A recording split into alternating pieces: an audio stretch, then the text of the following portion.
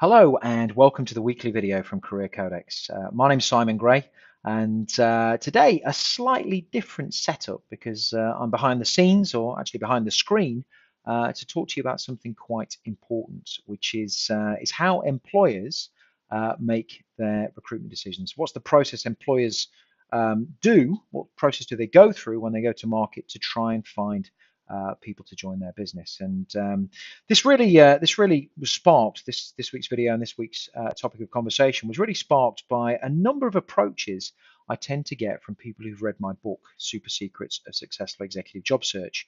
And one of the big revelations for people who've read the book, and they tell me this through LinkedIn or through the website, is the existence of this thing I call the hidden market. And also what exposes the hidden market, this thing I talk about, the three conversations, which I'm going to share with you today. So let's kick off. I'm going to use a few slides. There is more information on the website. This is going to be a kind of high-level tour. There's more information on the website in terms of the blog post this week and also the podcast, so you might want to check those out. But this video will give you an overview as to some of the things that I've been thinking about this week and a response to a lot of the queries I get through LinkedIn and the website with regard to the book. So first of all, let's talk about when an employer needs to make a hiring decision.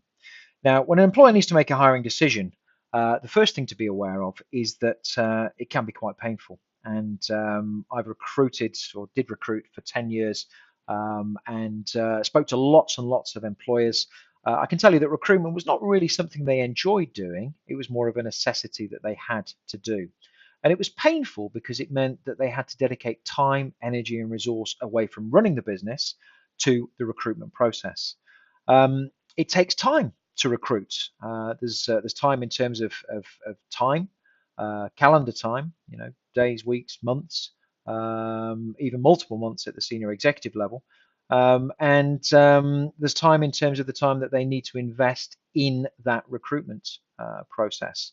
There's also cost. There's the opportunity cost of what they could be doing if they weren't recruiting, and also a financial cost if they go out to advertise on job boards or use the services of recruiters or search and selection firms.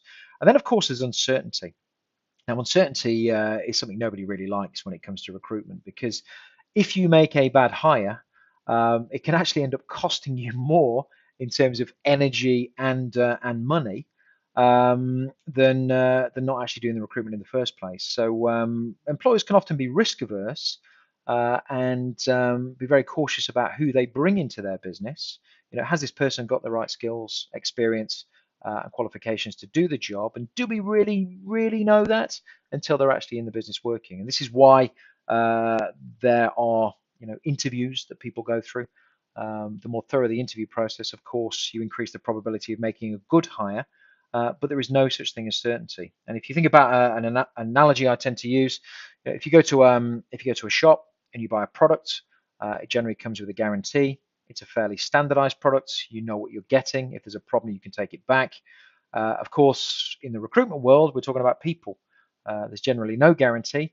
And once they're in the business, well, they're in the business. And if they don't work out, there's various procedures that you would need to go through to exit them properly. So just some things to think about. That employers find recruitment painful, it's time consuming, there's cost involved, and there's uncertainty. So what does that mean for you as a job seeker?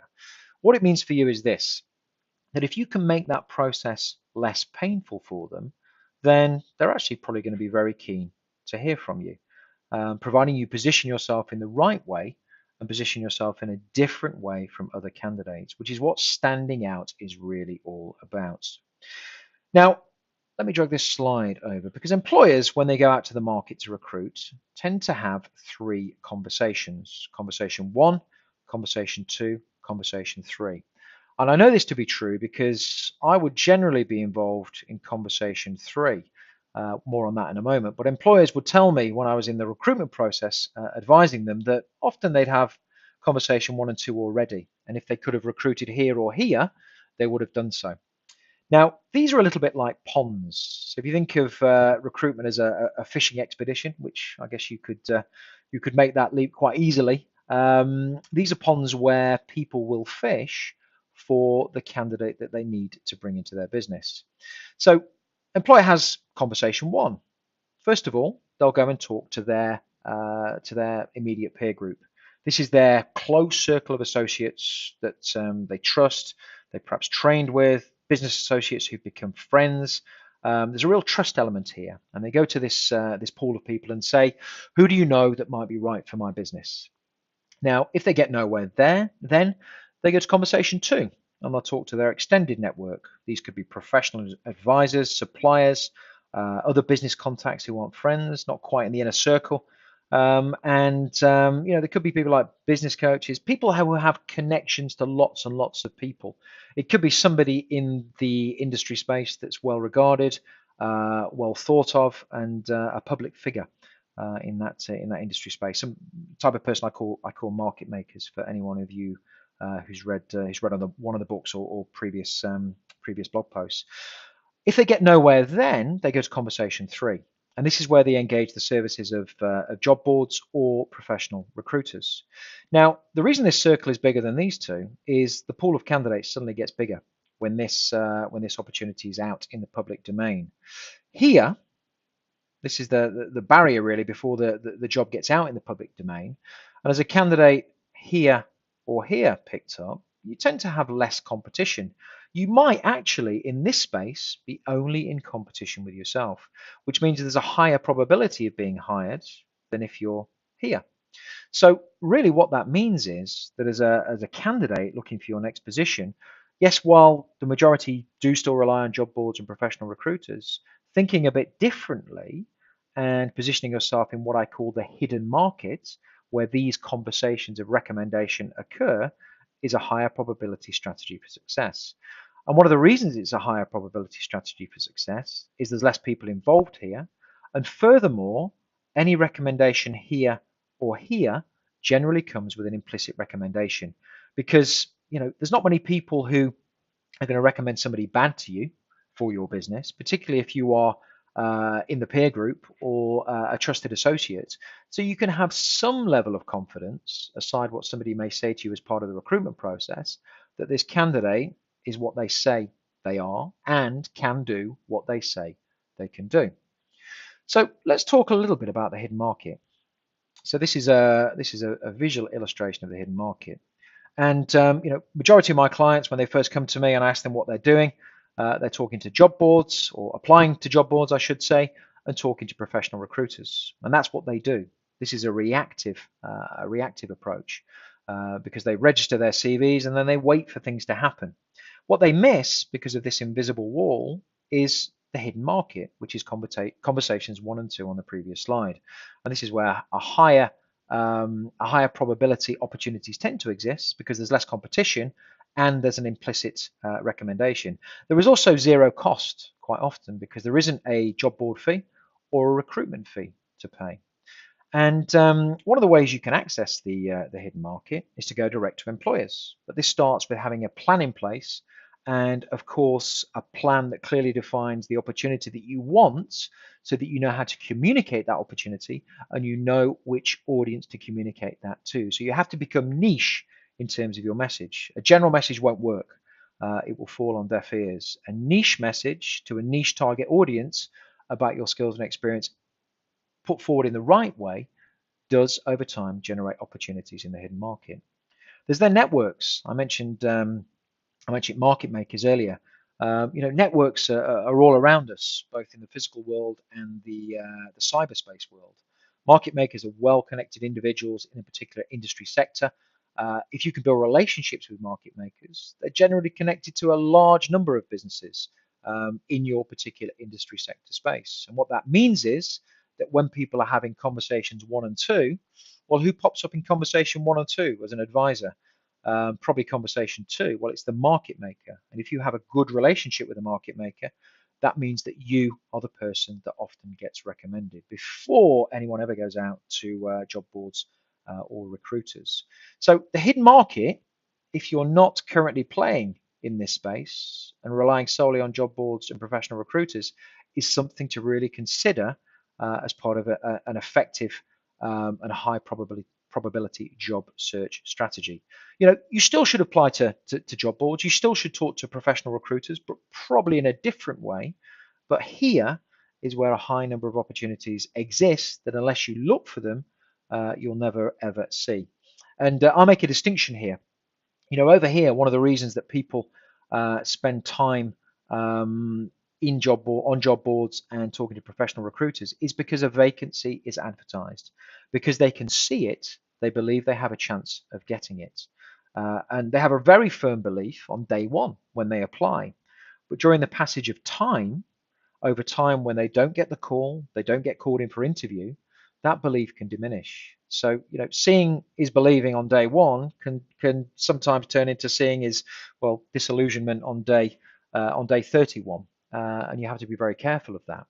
Over here, because the hidden market, to all intents and purposes, is invisible, believing is seeing is what it's all about. So you have to believe in the existence of the hidden market by understanding how the job market environment works, and then take, and this is very important, then take diligent and consistent action to position yourself in it. You can't do one thing and expect a result. You have to do a number of things very well over a period of time, and that's what delivers your results. I want to talk to you a little bit finally about LinkedIn. Now, let me pull over my LinkedIn profile. Sometimes new clients that I work with have a LinkedIn profile.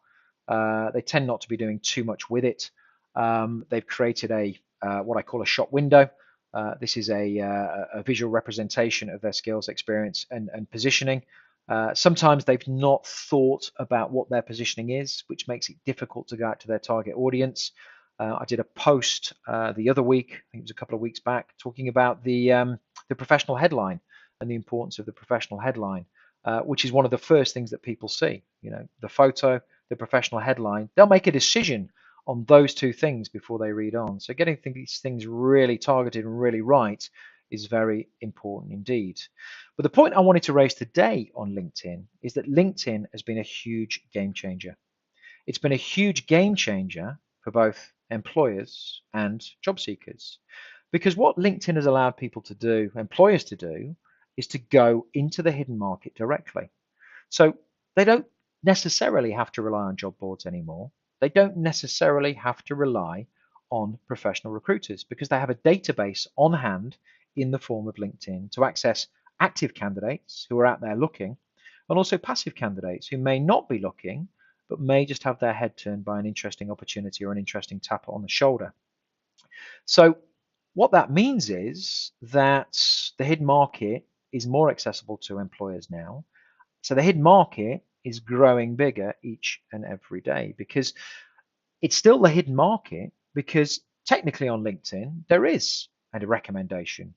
There is a recommendation twofold. The first recommendation exists here for the positions that you've worked in, and if you have a LinkedIn profile, which you should have, if you're in the job market, then these recommendations, which you don't tend to see on a CV and have to be written by Andrew in this case, then they're important third-party verification as to your skills and ability in your particular role. And my advice is to have a recommendation for every single opportunity, every single job that you've had in the past.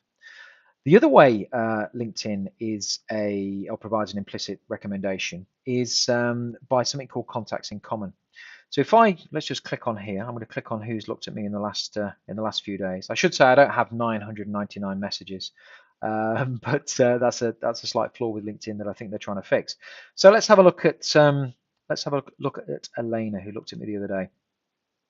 So if I scroll down Elena's profile, what I find at the bottom is that there are her connections. And if I click here, that's all of her connections. If I click here, these are shared connections. So if I was interested in talking to Elena, if I was a recruiter, an employer wanting to find talent in the marketplace, then what I could do, I could talk to Neil. I could give Neil a call and say, well, do you know Elena? I'm interested in having a conversation with her. What do you think? What can you tell me?